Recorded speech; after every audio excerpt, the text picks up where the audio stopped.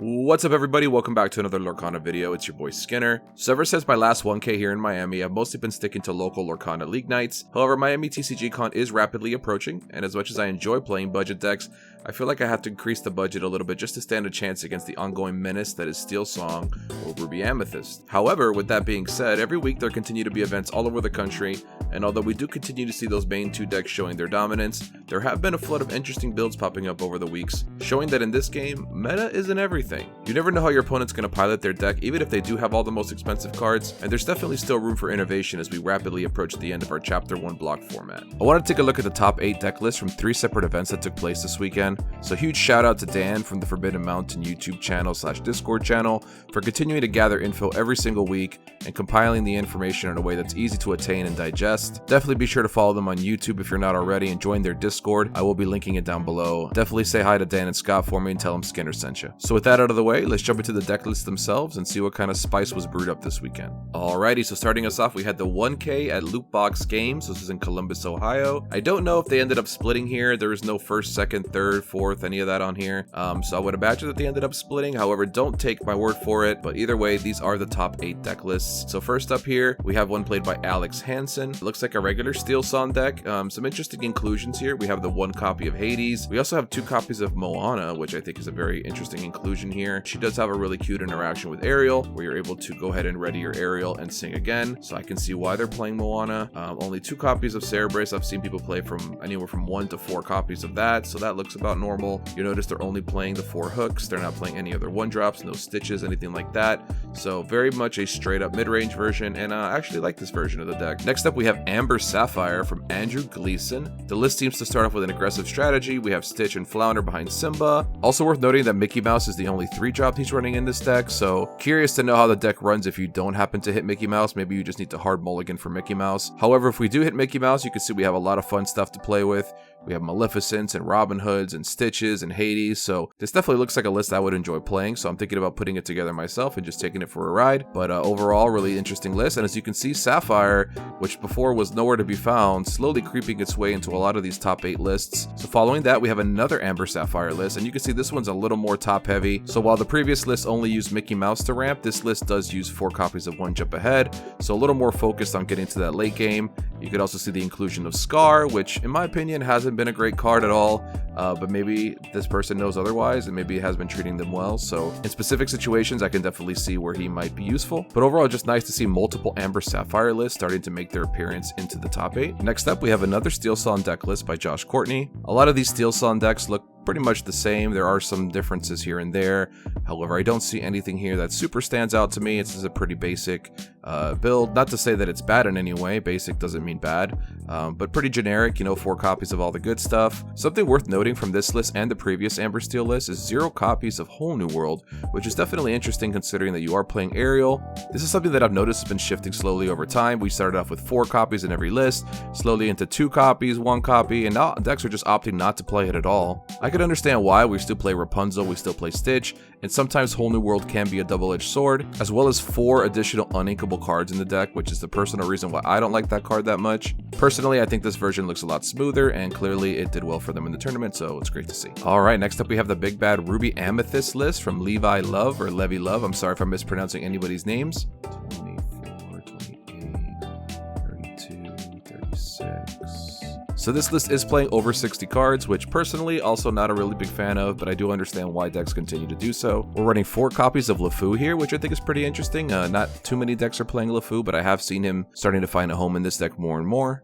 This list is also playing 2 copies of Mickey Mouse Brave Little Tailor, which I'm honestly not a huge fan of this card. Every single time I've played this card or played against it, it's come in and then either been killed, bounced, or the game has ended. I never really see this card make a huge impact. However, if you are planning on playing against the mirror all day, I could see a couple copies maybe being helpful in those situations. Next up, we have another Ruby Amethyst list from Matthew Campo. This list does not play Brave Little Tailor, but otherwise looks pretty similar. Pretty interesting that you don't need to be playing a perfect 60 to be able to make it into your top events. Just to be able to play a toolbox of what you think is going to be the most important seems to be the way to go. Next up, we have Trent Hostler, and he's playing a Steel Sapphire list. Not too long ago, we weren't seeing Sapphire represented in any top 8s of any events. However, now in this tournament alone, we have 3 different Sapphire decks. I love to see all the inks bringing something to the table and all 6 inks being represented in a top 8, except maybe for Emerald, unfortunately. Unless, that's right, there was an Emerald list in this top 8 as well, so all 6 inks represented in this top 8, which I think is really awesome. And here's somebody out of my own heart, Luis Riera, playing an evasive red-green list. This one strikes a special chord in my heart for obvious reasons. So this list opting to play the Aladdin package, which I think is very interesting. I recently play tested it, and I wasn't a huge fan of Aladdin without being able to draw cards, but it seems like it's working out here for him, so that's awesome to see. And another noteworthy observation here is 0 copies of Mad Hatter. So we're just going 4 copies of Cusco, 4 copies of Goofy, and that's it. Also opting to go 4 copies of Shield. I think that might be a little much, but what do I know? I'm definitely interested to put this version together and run it around and see what it looks like. So great job, Lewis, for giving evasives and Emerald in general representation in top 8. And shout out to all the players who made it to top 8 for their awesome lists. Congratulations. Alrighty, jumping over to our next event, which I believe to be a 1K, but don't quote me on that. I'm not sure exactly what the amount of players were or the prize support looked like, but this was another top 8 from an event that happened this weekend over at Nat 20 Games. And this list is Austin Walker's red-purple control. As I mentioned, these lists tend to be pretty random and really come down to preference. If I had to pick one noteworthy thing to talk about, it would probably be the 1 copy of Queen. I have seen some lists opt to just cut her all together, which is kind of crazy. I think drawing cards is incredibly powerful, but some people are opting to go other routes just because she is a little slow. Next up, we have a list from Derek Sheets, and this is Amber Sapphire. So Sapphire continuing to get lots of love this weekend, which I love to see. So another mid-rangey tempo style of Amber Sapphire, playing Mickey Mouse to get into the later games and playing Stitches and Hades, as we discussed earlier at a totally different event.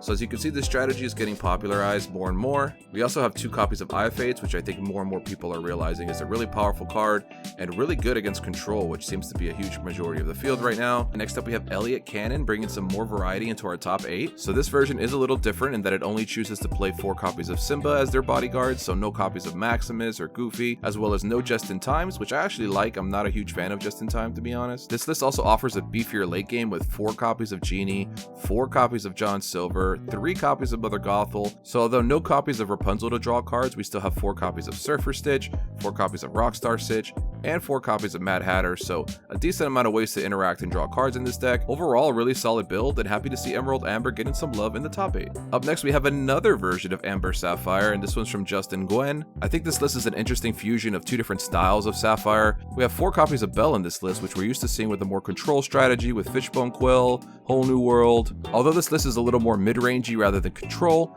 I do love that Belle is in the deck to give you a way to close the door endgame, considering that your games are probably going to be going long anyway, and 10 ink is really not that hard to get to when you're playing ramp. So speaking of a more controlling strategy, we have Matt Norton playing Sapphire Steel, and this list also plays Belle. However, we have a totally different deck list. We have a one of Tamatoa, which I think is super interesting as just a way to grab back your Beast Mirror, which can be very vital. Being able to play Whole New World and discard your Beast Mirror and then be able to pick it up later with Tamatoa. Also effectively 5 copies of Fire the Cannons, because we have 4 copies, plus we're playing 1 copy of Captain Hook.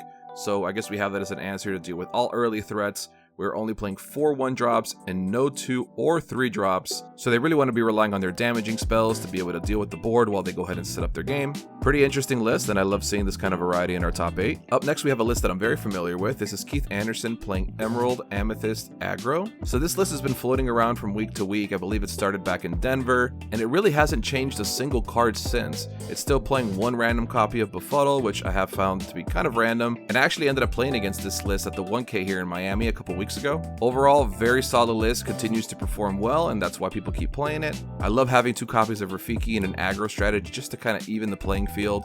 Rafiki doesn't seem like an aggressive card, but he's just so good when you're trying to catch up, especially when you go second in some games and your opponent is just always a step ahead of you. Rafiki really helps to slow that down. And besides that, just a solid package. Green obviously doesn't have any way to draw cards, so being able to add in cards that will draw us cards such as Maleficent, Friends on the Other Side, as well as additional evasives such as Pascal. In my humble opinion, this may be the best green deck right now in the format. I don't want to sell it on Emerald Sapphire. I think it's getting a lot of good tools in set 2. However, Amethyst Emerald continues to show up in top 8s and prove that it is a contender. It is a deck that people are playing. So up next, we have Kyle Jones with Steel Song, and something that I just gotta talk about is the 2 copies of Kronk. So I know every week everybody's trying to innovate, like who's going to be the new person to add that new card that's going to be in everybody's list. And this week, Kyle's taking a swing at it with Kronk. I honestly think Kronk is pretty solid. He is a 6/6, so he actually survives Cerberus, which I know a lot of people are playing right now. Unfortunately, Maui still does have his number, but he quests for 2, and as a 6/6, if anything's going to be attacking into him, they're coming down with them. So very interesting inclusion. I'm curious to see if that sticks around in lists moving forward. Overall, I love innovation. I love seeing him try something new, so shout out to Kyle for that. And last but not least, we have Zach Bivens with another Steel Song list. So this version, rather than the hybrid list that chooses to still play Simba and Lilo, instead choosing to go 4 copies of Captain Hook, 4 copies of Prince Eric as the only early game. However, once you make it to turn 3, you're easily able to scoop up all the cards your opponent has played over the first 2 turns. These more mid-rangey versions unfortunately do have a little bit of a weaker game against red-purple in my opinion, just because we don't have enough aggro to get there early, and once it gets to late game, red-purple has the best threats in the game, so this kind of finds itself in a weird place where it's really good against aggro, not so good against control, but overall, really solid list, and congratulations to all these players on their top 8 finishes. And our last event from the weekend comes from Sanctuary Gaming Center. We do have their top 8, and this is actually ranked 8th through 1st, so although I'm not sure if they split or not, I'm just going to go from 8th to 1st and read the list, but just be aware that they may or may not have split. I don't have that information. So in 8th place, we have Rachel Trimble, who is playing Steel Song. So this version playing the much more aggressive strategy with 16 1-drops and 4 copies of Rockstar Stitch. We also have 3 copies of Captain Hook, Thinking a Happy Thought, which I think is really awesome to see this card getting some play. So this actually allows you to sing as early as turn 3, while Ariel will allow you to sing on turn 4. So Captain Hook actually the fastest way to go ahead and sing that whole new world or grab your sword. So a very nice inclusion in this list in my opinion, and really works well in these aggressive strategies where you want to just unload your hand and then quickly whole new world before your opponent can do the same. In 7th place, we have Luis Tulpin with another Ruby Amethyst control. Unfortunately, not too much to say here. I don't want to seem like a hater on this deck or anything like that, but truthfully, most of their lists are pretty much the same, just a couple of copies switched around here and there, so another very successful version of this list making it into top 8. We also have Scott Reed in 6th place, who was also playing Ruby Amethyst control, so a lot of Ruby Amethyst decks showing up at this top 8. And in 5th place, we have Brandon Pauly also playing red-purple control, so our 7th, 6th, and 5th place deck lists are all playing red-purple control, this version opting to play 3 copies of Zeus. It's clear that none of us are going to decide on a perfect 60 for this list before set 2 comes around, so until then, we're going to continue to see all sorts of different variations of this list, and here's another one of them. So in 4th place, we have Stefan Hadley playing Emerald Amethyst Aggro. So again, I think it's getting hard to deny that Amethyst is not the best color to pair with Emerald right now. We continue to see it popping up week after week. So if you are thinking about bringing Emerald to one of your tournaments, I would definitely be looking at Amethyst as a color to be pairing with it. In 3rd place, we have Gareth Shaw with another Emerald Amethyst Aggro list. So this list is card for card the same as the old Denver list that's been floating around, and as you can see, continues to have success week after week in all these events. So crazy to see not one, but 2 versions of this deck in the top 8 of this event this week. So overall, really strong showing for Emerald Amethyst. Really happy to see that. And then 2nd and 1st place both went to Amber Steel, which makes sense because if you have so many Emerald decks floating around, this deck is the deck that eats that deck for breakfast. I wanted to show these lists side by side just because they are so similar, but as you can see, there are some key differences. Marlon is playing copies of Mickey, which I think is an interesting addition. And once again, congratulations to all these players on their top 8 finishes. Thanks so much guys for checking out all these deck lists with me. I hope you learned something in this video. If you did, please be sure to hit that like and subscribe button. It really does help me out. I hope this video showed you that although there is a lot of representation of the same decks over and over, there's still a lot of room for innovation and a lot of room for rogue decks to show up and make these top 8s at these events. Thanks so much again for watching. Be kind, and I'll see you on the next video. Peace!